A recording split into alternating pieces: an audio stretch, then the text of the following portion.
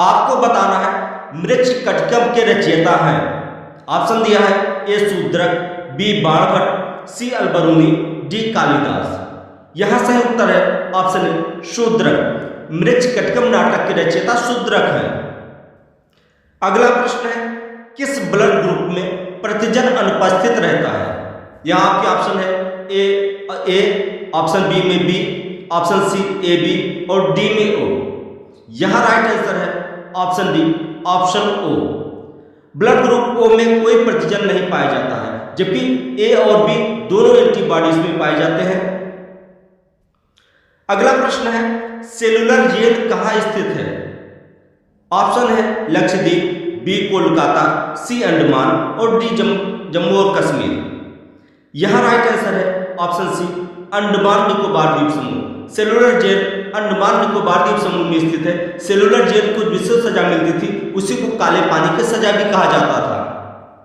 अगला प्रश्न है अग्नाशय द्वारा कौन सा हार्मोन उत्पन्न किया जाता है। ऑप्शन है आपके ए इंसुलिन, बी थायराइड, सी टेस्टोस्टेरोन, डी प्रोजेस्टेरोन।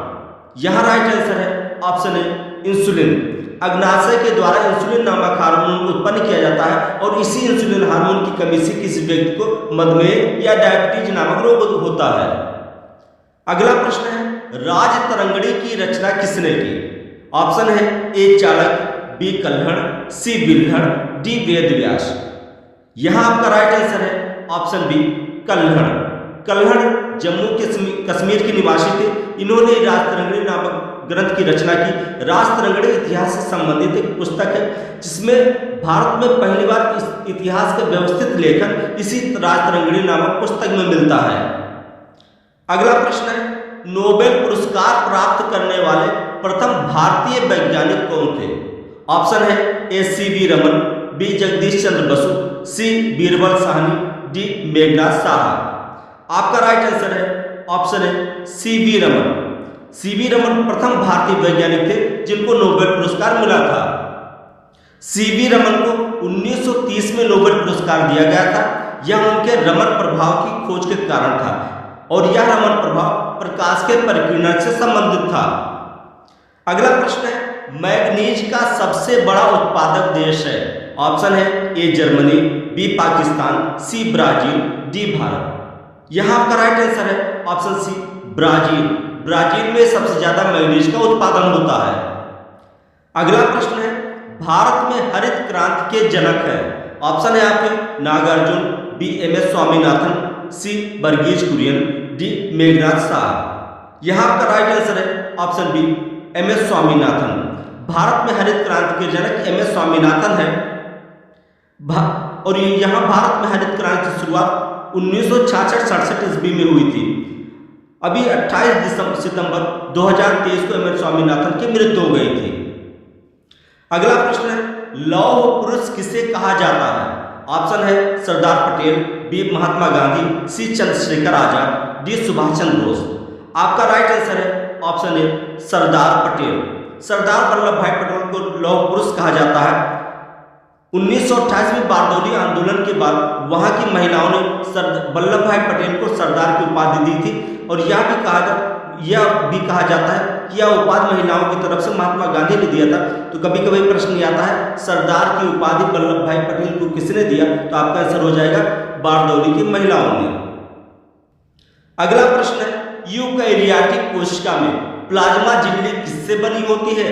यहां आपका आंसर है option A phospholipid, B protein, C phospholipoprotein और डी फास्फोप्रोटीन। यहां आपका राइट आंसर है ऑप्शन सी फास्फोलिपोप्रोटीन। यूकैरियोटिक कोशिका में जो प्लाज्मा झिल्ली होती है वो फास्फोलिपोप्रोटीन से बनी होती है। अगला प्रश्न है मानवाधिकार दिवस कब मनाया जाता है। ऑप्शन है 10 दिसंबर, 10 सितंबर, 10 नवंबर, 10 जून। यहां आपका राइट आंसर है ऑप्शन है 10 दिसंबर। मानवाधिकार दिवस 10 दिसंबर को मनाया जाता है।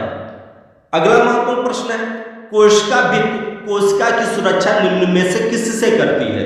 ऑप्शन है तापमान, बी वायुदाब, सी आघात, डी ये सभी। आपका राइट आंसर हो जाएगा ऑप्शन डी ये सभी। जो कोशिका भित्ति होती है ये कोशिका की सुरक्षा तापमान से भी करती है, वायु से भी करती है और आघात से भी करती है। अगला प्रश्न है, संयुक्त राष्ट्र संघ की स्थापना कब हुई? ऑप्शन है 1914, 1919, 1939 और 1945। यहां आपका राइट आंसर हो जाएगा ऑप्शन डी 1945 ईस्वी को। संयुक्त राष्ट्र संघ की स्थापना 24 अक्टूबर 1945 ईस्वी को हुई थी। इसका मुख्यालय न्यूयॉर्क में है और वर्तमान में इसमें 193 सदस्य देश हैं। अगला प्रश्न है, सूचना का अधिकार या आरटीआई अधिनियम कब पारित किया गया? ऑप्शन है अक्टूबर 2006, बी नवंबर 2006, सी अक्टूबर 2005 और डी नवंबर 2005। आपका राइट आंसर है ऑप्शन सी अक्टूबर 2005। सूचना का अधिकार अधिनियम अक्टूबर 2005 को पारित किया गया था। अगला प्रश्न है, सूक्ष्मतम मानव कोशिका है? ऑप्शन है तंत्रिका कोशिका, बी डब्ल्यूबीसी, सी अंड कोशिका, डी आरबीसी। यहां जितने भी ऑप्शन दिए हैं आपका राइट आंसर हो जाएगा ऑप्शन डी आरबीसी यानी रेड ब्लड सेल। यह सबसे सूक्ष्मतम कोशिका है। एफिल टावर किस शहर में अवस्थित है? ऑप्शन है पेरिस, बी न्यूयॉर्क, सी लंदन या डी दिल्ली। सही उत्तर है ऑप्शन है पेरिस। फ्रांस की शान एफिल टावर पेरिस में स्थित है। अगला प्रश्न है, सबसे लंबी जंतु कोशिका है? ऑप्शन है ए तंत्रिका कोशिका, बी डब्ल्यूबीसी, सी आरबीसी, डी उपरोक्त में से कोई नहीं। यहां आपका राइट आंसर हो जाएगा ऑप्शन है तंत्रिका कोशिका।